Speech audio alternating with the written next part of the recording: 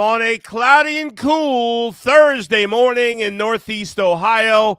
Welcome on into the Bullpen. I'm Adam the Bull. He's Dustin Fox. And boy, do we got a lot to talk about today. The Cavs do it. They get it done on the road in game number 5 over the Pistons, 117-113. The schedule release is coming out later today in the NFL. We'll get to that. And the Guardians sweep the Angels. But I said it last night, Dustin. I did not have faith in this team on the road. Everybody on UCSS yesterday picked the Cavs except for me. And for much of the game, I was like, shit, same old Cavs, same old Cavs.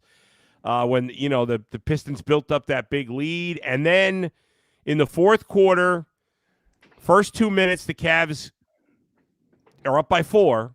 Yep. And then from the 10-minute mark to the 3-minute mark, it was all Pistons. They went up by either 9 or 10. Dude, they were up 9 with 2.5 to go. With 2.5 to go, and I'm like, they effing blew it. And then the final 2.5, 3 minutes of the fourth quarter was all Cavs, and the Cavs pretty much dominated in overtime.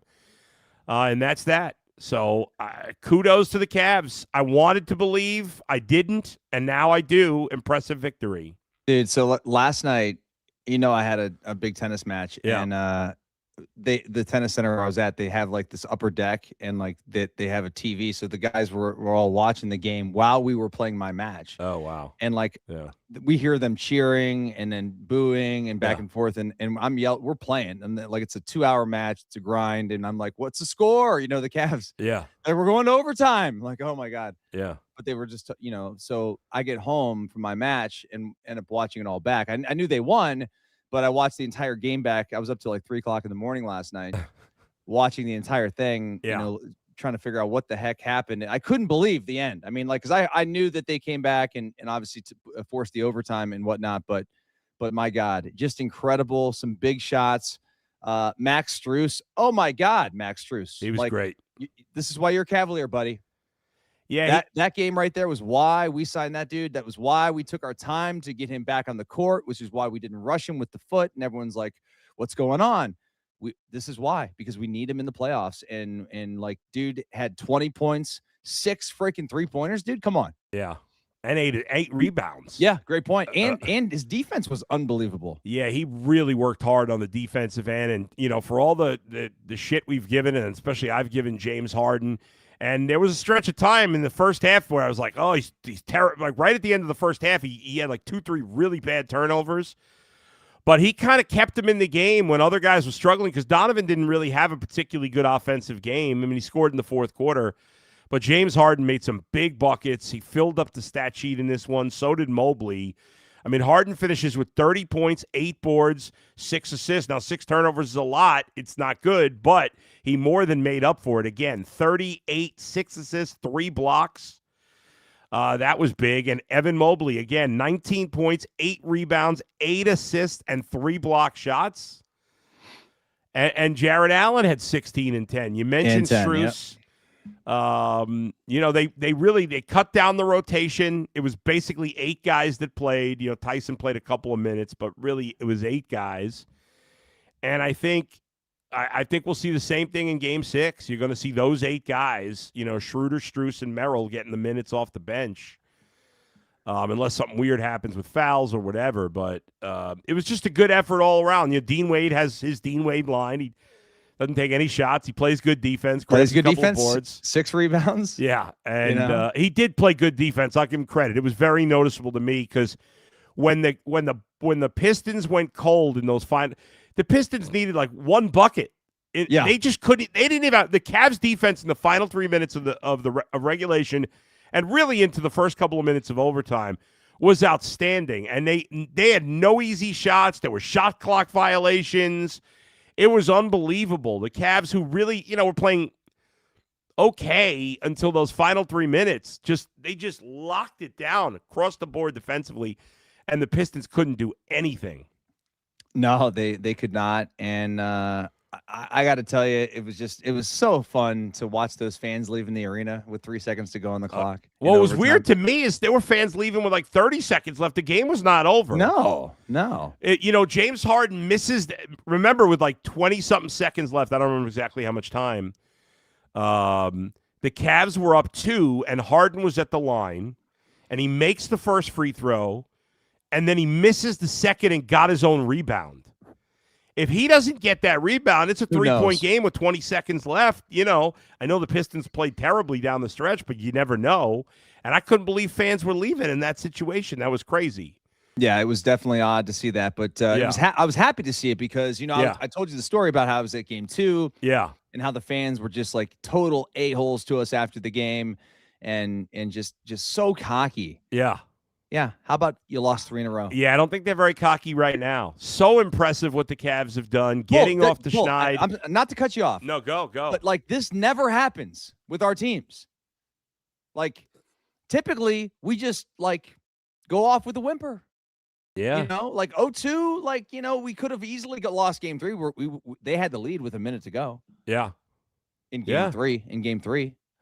Yeah, and I'll tell you, I feel so good now because I was like, all right, I'm not buying in. Show me the road win. Show me the toughness. Well, they showed the road win. They showed the toughness. They fought back. I mean, they could down 9 with 3 minutes to go, 2 whatever to go. Like, they could have easily said, you know what, we'll get them at home and we'll win game 7. And they didn't do that. They fought hard. They played tooth and nail. They needed everything. They had to do everything right in those final 3 minutes. Everything, without exception. Well, I shouldn't say that because they missed the last, they didn't get the last shot off. But outside of that, to tie the game, they had to do everything right, and they did. And now I'm very confident they'll win at home in game 6. Obviously, it's not a guarantee. You never know. No, not a guarantee. Spread's only 4. You see below us. So here's the deal with the Eastern Conference Finals, just so we know what's at stake here. If the Cavs win tomorrow night, then game 1 in New York will be Sunday. If the Cavs lose tomorrow night, then obviously game 7 of this series will be Sunday, and then game 1 in New York will be Tuesday. So either way, the Knicks are off a week, and the Cavs will be off 1 day before playing the Knicks. Now, you could say the Cavs will be more tired, probably true, but the Knicks might be rusty. I mean, they've been sitting for a while. I'm telling you right now, our guys, they need every single rep to start to gel. Did you listen to Harden after the game?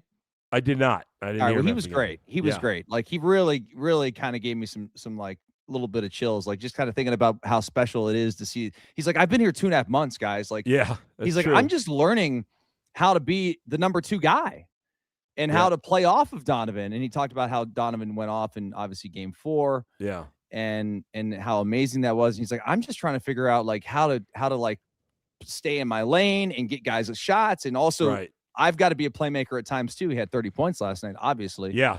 But I thought it was some good honesty from him and just talking about the team and how they're meshing together, gelling at the right time. And I don't know. I mean, I'm not just trying to get ahead. I'm not going to get ahead of myself. We have a long way to go before anything happens. But I do think that an Eastern Conference, finals trip, with this team and where we were to start the season, and then a couple months into the season is kind of a miracle, to be honest with you. I mean, for much of the year, the Cavs were very mediocre, right? And it's funny because the Cavs were so good last year. They were better in the regular season the last 2 years and got eliminated. Now, again, it's not over yet. But Bull, they built themselves a playoff team here now. The regular season stuff is that all that bullshit doesn't matter. Like that's true. Last couple of seasons. We've been great in the regular season because we built a soft regular season team. That's true. Do you know the last time the Cavs made the made the conference finals? I guess I don't have to say the Eastern Conference Finals. The last time the Cavs made the Eastern Conference Finals without LeBron James being on the roster. It's probably like 90s. You are correct. 91, 92. So we're talking 34 years. It's been 34 years since the Cavs got to the conference finals without LeBron. They've, for the most part, lost in the first round when they've made the playoffs without him. A couple of trips to the semis, including the last 2 years. But they haven't even gotten to the semis. They hadn't even gotten to the semis without LeBron since the year after that, 92, 93. But yeah, I mean, it's unbelievable. In fact, the Cavs have only gotten to the conference finals twice in team history without LeBron James, only 2 times. So this would be the third if they can get there. 1 win away. You mentioned here at Bet Rivers, the Cavs are a 4-point favorite. The over-under's 209.5. And as not a believer as I was going into Game 5, now I've flipped, and now I'm like, I'll be very surprised if the Pistons come in here, losers of 3 straight, and win Game 6. If the Cavs, because here's the thing. Yeah. Tomorrow's a Friday. Yeah. Okay. It's going to be rocking. Oh, tomorrow night. Unbelievable. I'm getting chills thinking about it. I don't have tickets tomorrow night, but I'm about to call my wife after this podcast. Oh, yeah. And say, honey, we need to go. Yeah. I mean, it's going to So we need to open up the checkbook and go to this game because I need to be there. Yeah, I feel like you'll be there. I think you should. And it's going to be – we know what that arena – you and I have been to playoff games there. You've been to many more playoff games than me, but – they're awesome. That place – I mean, Cleveland fans I'm telling you, our arena's better than Detroit. Yeah. But it's not just that. Like, it's – I obviously haven't been to a Browns playoff game, but, like, the Guardians, too, even though they don't get great attendance overall, when it's a playoff game, like, it's rocking. Our fans, when they feel the moment, just can rock with any fan base in America, and especially because, there's a limited amount of seats because it's a basketball arena and just the nature of it. That place just lights up. And the players, no doubt, feed off that. No doubt. 1,000%. I mean, like, the Pistons will have to play the game of their life. Yes. To win. And they can because they've got talented players. I'm not saying this is a guaranteed win, all this stuff, but like if our players show up tomorrow night early and often and make their shots and play good defense and play with energy, they won't lose because the fans will be into it from the second we arrive until the second the final buzzer goes off. I mean, it'll be a great atmosphere to be at. I hope that I can find tickets without having to take out a loan for tomorrow night because I checked they were pretty pricey earlier in the week, but nonetheless I'm excited for it and they got the job done. They had to win 1 road game, and so that task has been accomplished, but it's not over yet. The job's not done. But if you're the Pistons, like, what are you thinking this morning? You had a double-digit, you had a 15-point lead in the first half, you had a 9-point lead less 3 minutes ago. Think about this. Kate Cunningham gave you 39, 7, and 9. Like, he can't play any better. Now, you could say, well, Tobias Harris didn't play well, which is true, but are you going to get another 19 points from Danis Jenkins? No. Yeah, Jenkins was talking after the game. He was like, it was kind of weird to see him talk because it looked like he was so, like he was ill. Like he was disgusted with the way that they performed. Yeah, I mean, he played great. He played great. They had a 15-point lead. Like, you can't blow a 15-point lead at home. No. Cavs almost did, by the way, in Game 3. They did, but they didn't. And in this case, the Pistons did. And, listen, like you said, they have good players. They were down 3-1 to Orlando. I'm not going to count them out. I'm not going to say they have no chance, but I would be surprised if the Cavs lost this Game 6. Now, you know what? I don't need no Game 7 here. I don't love the idea of a Game 7 in this series. I do not love the idea of a Game 7. But I feel, the Cavs are on a roll. They haven't lost a game at home in the playoffs. They're 6-0. Yeah, 6-0 in the playoffs at home this year. Take care of business. Get it done. Let's go. Let's go to New York. Come on. I got to tell you something, man. Yeah. All the years with LeBron, these playoff series weren't exciting. You know what I mean? Like, well, and that's a credit to him. It is, and I'm not taking sure anything. I'm not taking anything away from LeBron. It was incredible, and by the way, I'd love to have him back still. But it was probably, and correct me if I'm wrong, because you were here, I wasn't here yet. I bet the first run with LeBron was much more exciting in the early rounds. It was because the expectations weren't the same as they were when they were playing the Magic in like 2009. And some of those series, that were really tight, and obviously we lost to the Magic the 1 year. I think it was 2009 year. Anyway, there's so much parity this year in the NBA outside of OKC, especially in the Eastern Conference, where these games are so fun. You're edge of your seat, sweaty palms time, like the entire game. You don't know who's going to win. The series they're back and forth. Like Right. it's fun. I mean, the NBA playoffs have been awesome to me. I agree. This year. The only Oklahoma City has obviously crushed their opponents, and the Knicks crushed the Sixers. Otherwise, most of these series have been good. And I think I'm going to look ahead a little bit. I think the Cavs-Knicks is a toss-up. I mean, I think the Cavs have a slightly better roster. I think the Knicks are the best. I think the Knicks have a better roster than the Pistons and the Raptors, in my opinion. But I still think the Cavs have a better roster than the Knicks. Are the Knicks a better team than the Cavs? Right now they've played better, but not, I think, by a lot. Knicks have the home court advantage. So we'll see. But I think that's going to be a great series if we can get there. I don't think it's going to be easy for either team. It'll be exciting, man. Yeah. The Knicks they're a very talented team. It's kind of an iconic franchise, playing in the Garden. Like I really want to talk about that series, but we've got to get there. And I'm not going to jump the gun here and get ahead of myself because we still have a lot of work to do. No doubt. A couple other things from last night's game. Cavs got to the free throw line more than the Pistons again by a lot, almost double. They were 31 of 38 from the line. Cavs out-rebounded the Pistons 44-40. Although, honestly, watching the game, I would have guessed the Cavs' rebounding edge was higher. I thought the Cavs really did a great job on the glass. But they only out-rebounded them by 4, which is still fine. The turnovers a little high at 16. Most of that was in the first half. The Cavs did a much better job protecting the ball. They've got to be more consistent not turning the ball over. There were some real sloppy possessions at times in the fourth quarter, in the middle of the fourth quarter, and like late in that first half. Because it feels like if the Cavs don't turn it over, at least in the East, it's really, really hard to beat them. The games that have been close or the games they've lost, they've kind of hurt themselves with such, the awful turnovers. But they overcame it yesterday. And what's funny is, Dustin, you look at the Cavs in the game they win against the Pistons. We gave you some Pistons numbers, but in this game from 3, James Harden and Donovan Mitchell last night were 4 for 18. I mean, that's terrible. They shot 22%, Harden and Mitchell. Meanwhile, Strus, Merrill, and Mobley went 10 for 15. 67% from the line. Strus, Merrill, and Mobley, obviously led by Strus at 6 for 8. But I thought that Mobley, when they were making that comeback late in the game, that Mobley 3 that he hit was big, man. Huge. Yeah. He played, I like the aggression he played with.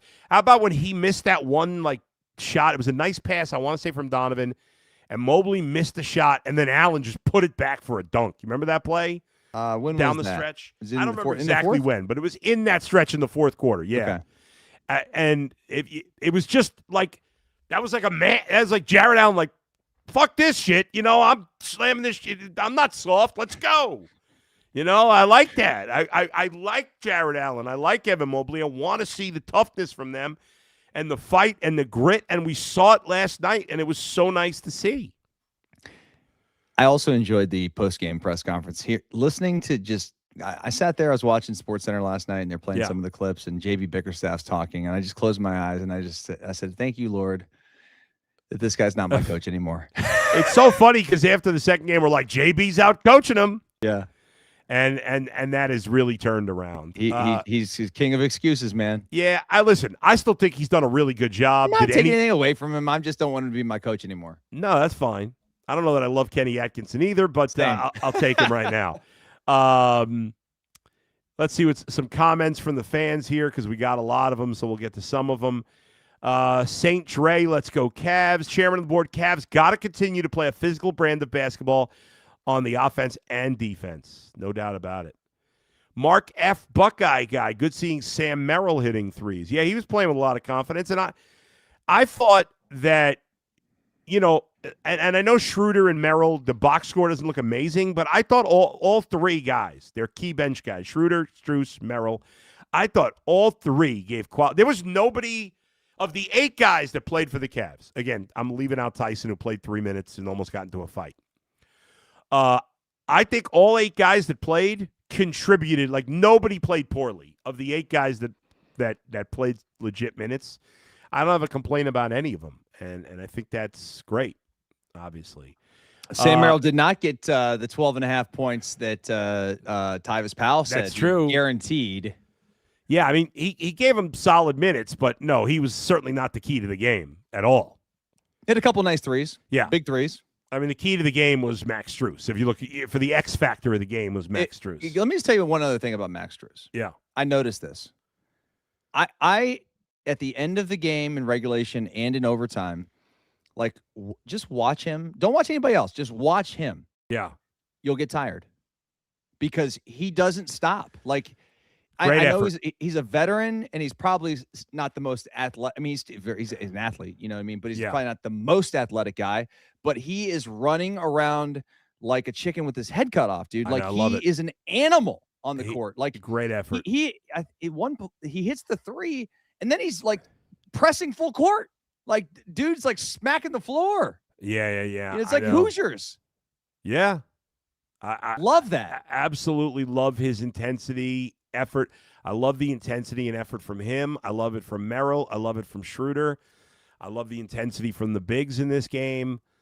There's just so many things to like about the way they came back and the way they played when it mattered. And what we've seen in big moments down the stretch in close games is that the Browns have